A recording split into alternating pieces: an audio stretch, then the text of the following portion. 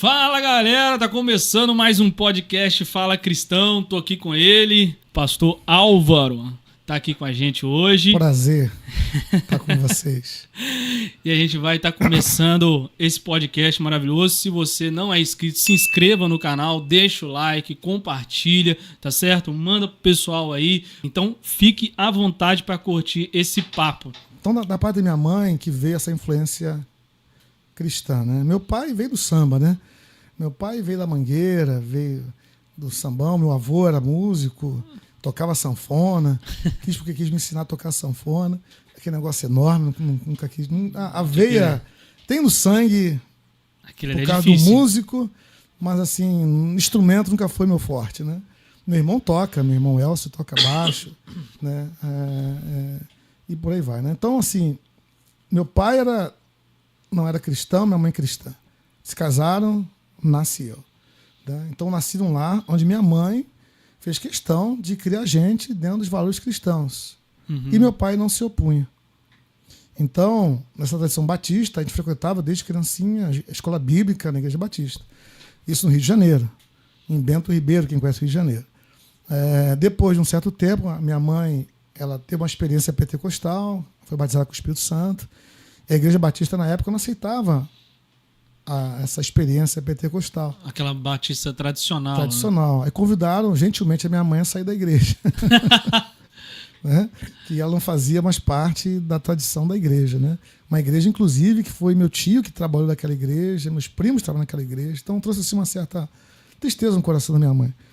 E ela então foi para a Assembleia de Deus. Fomos para a Assembleia de Deus, aquela bem pé no chão mesmo, de sapatinho de fogo e tudo mais, né? Você fala Pai do Senhor, todo mundo já glória!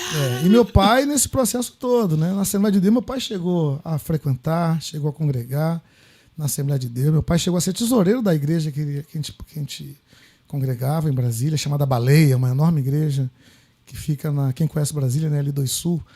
Uma igreja enorme. Então a gente participou da construção daquela igreja, da inauguração dela. Eu lembro na inauguração da igreja, eu fiquei responsável por vender picolé. Então, vender, porque as pessoas compravam o ticketzinho e vinham pegar picolé comigo e com outras pessoas, né? Mas eu, criança, né? A gente chupava mais picolé do que vendia, né? Mas o dinheiro era revertido para a obra da igreja, veio de todo o país, a inauguração da igreja. Pois bem, então, nessa foi a tradição. Só que a igreja Assembleia de Deus, que também era bem tradicional, dizia que jogar futebol era pecado, ir à praia era pecado. Tinha uma série de coisas que aquilo foi me afastando da igreja, mas não de Deus. Uhum. Então eu e meu irmão mais velho, né, o Elcio, nós nos afastamos da igreja da Assembleia de Deus por conta dessas tradições, os costumes, né? E minha mãe ali orando pela gente. E onde nós morávamos, lá em Brasília chama de quadra, né? Uma quadra tem mais ou menos meio quilômetro, só para vocês terem uma ideia. Brasília é uma cidade organizada, né? Planejado. Projetado, né? Então, nessa quadra que nós morávamos, tinha uma nova vida, uma igreja de nova vida ali. Então, era uma igreja comum pra gente. Aí meu irmão passou a congregar lá, se identificou com a igreja, aí me chamou para jogar futebol. Eu jogar futebol com os amigos da igreja, tá bom, eu fui. E ali conheci aquelas pessoas que me receberam super bem. E lá em Brasília, na época, tinha campeonato de futebol entre as igrejas. Ah, eu participei de um também. Aí eles me chamaram para jogar futebol, para participar, e fomos campeões desse campeonato. Aí criou uma identidade maior com a igreja, com eles, e aí começou uma história dentro da igreja de nova vida. Eu tinha 18 anos, 17 para 18 anos, por aí. Né? E minha mãe ali sempre pedindo a Deus que a gente se ficasse na igreja, né? Na casa do Senhor. Então, isso foi uma experiência assim, a gente traz do berço, né? Da história da família, né? De sermos uma família por parte de mãe. Minha mãe muito perseverante. Minha mãe arrastava 4 filhos, chovendo, fazendo sol. Rio de Janeiro, 40 graus. Arrastava domingo de manhã para a igreja, escola bíblica. Arrastava 19 horas para o culto. A gente não morava perto da igreja, morava longe. Sim. A gente, naquela época pobre, a gente tinha que ir a pé mesmo e voltar a pé. E tudo isso, minha mãe pagou um preço para que a gente hoje, graças a Deus, todos os meus irmãos hoje estão na casa do Senhor, servem ao Senhor.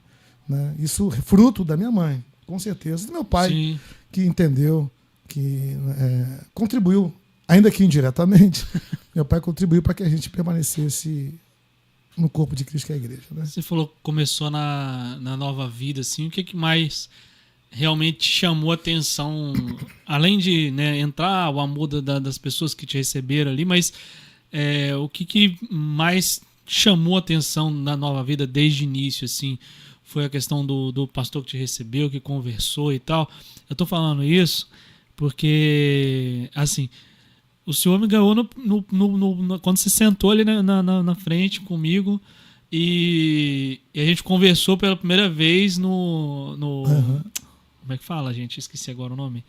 Nas 24 horas, não? Não, falo no gabinete. No gabinete pastoral. No gabinete pastoral. Eu lembro exatamente o que você falou e, assim, foi exatamente o que eu almejava de um lugar que eu queria ficar, né? Uhum. E então, assim, talvez, não sei se foi isso também que aconteceu com o senhor ou foi outra coisa, mas o que mesmo te cativou para você escolher a Nova Vida e não, igual você falou, passou pela Batista, passou pela Assembleia de Deus e tá aí 31 anos, né? 31 anos com o ministério pastoral, fora o tempo de diácono, fora o tempo de membro de igreja, né? Se eu somar tudo, vai beirar aí uns 45 anos, pelo menos, eu acho. Bom, o que me prendeu, primeiramente, foi assim, eles me cativaram primeiramente pela abertura mesmo, de me receberem de braços abertos. A Nova Vida é uma igreja que procura não ser seletiva, né? Procura tratar todo mundo igual. E os dogmas da igreja, uma frase que eu sempre ouvi do pastor da igreja, hoje bispo da igreja, bispo Antônio Costa: palavra de Deus em primeiro lugar. Eu sempre acreditei nisso, porque eu cresci assim, né? Então, eu vi de uma tradição batista em que a Bíblia era muito forte, o ensino bíblico era muito forte. E a Assembleia de Deus, que não tinha na época tanto assim, firmeza na palavra, mas eu vi coisas acontecer na Assembleia de Deus que estavam na palavra. Então Sim. Você via a Bíblia saindo da letra e acontecendo ali na tua frente. E a Nova Vida meio que juntou as duas coisas, sabe? A manifestação da palavra de Deus ali viva na sua frente, nas pessoas, na igreja, e ao mesmo tempo aquilo que está acontecendo está na Bíblia. Né? Os irmãos de Bereia, né? Tá Sim. Na Bíblia. 17, então, 11. Isso é algo também que me prendeu. Outra coisa também foi a igreja de Nova Vida tem uma liturgia muito leve. Então você tem assim um culto leve. Você não tem...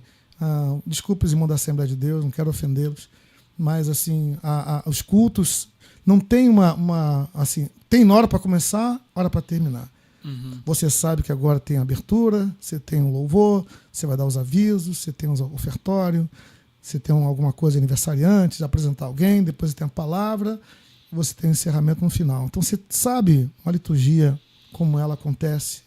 É claro que o Espírito Santo te surpreende, pode mexer alguma coisa fora do contexto geral. É uma igreja muito sensível à voz do Espírito Santo, apesar de ter a sua linha de forma de ser igreja, mas é uma igreja muito aberta a experimentar mudanças que vêm de Deus. Né? Então, assim, isso são as coisas que me cativaram na história da igreja. E é parte da história da igreja isso, né? Sim. Faz parte do DNA da Nova Vida isso. De não ser uma igreja fechada, de não ser uma igreja... Não, tem que ser do nosso jeito. Né? Nosso jeito é assim, então você tem que se adaptar. Né? Nós temos uma linha teológica, temos uma linha de ser igreja, mas, como já falei, né, somos igreja aberta a essas mudanças que vêm contribuir para que o culto seja melhor, que as pessoas se sintam melhores. E também por ser uma igreja, uma coisa também que me cativou muito, de trabalhar, na época, não tinha isso na época, trabalhar com jovens, trabalhar com os casais, trabalhar com homens, trabalhar com mulheres. Na época não tinha isso. Sim. Né? Hoje tem, mas na época não existia isso. Então eu me senti cuidado, né? Minha mãe foi cuidada quando ela chegou na igreja. Né? Tinha um casamento que era cristã, meu pai não. Então com certeza ela viveu as crises dela com meu pai. Então teve alguém para ter suporte, dar suporte a ela. Então a igreja na época foi muito... A Nova Vida deu esse suporte a ela, né? E a sua história, a trajetória dela de 63 anos de Nova Vida no Brasil, né? Fala galera do canal, Joe Pires aqui, passando só para agradecer você que assistiu esse corte até o final, com essa cara de cansado, tô trabalhando pra caramba, mas tirei um tempinho para fazer um corte aí para vocês e dar essa oportunidade de você assistir pelo menos um trechinho dessa conversa que foi espetacular. O vídeo tá inteiro aqui no canal, é só você acessar aí e curtir, tá aqui também na descrição, você pode clicar e assistir o vídeo inteiro, tá bom? E se você ainda não se inscreveu, se inscreva, deixa o like, compartilha, Deus abençoe a você e até a próxima. Falou, fui!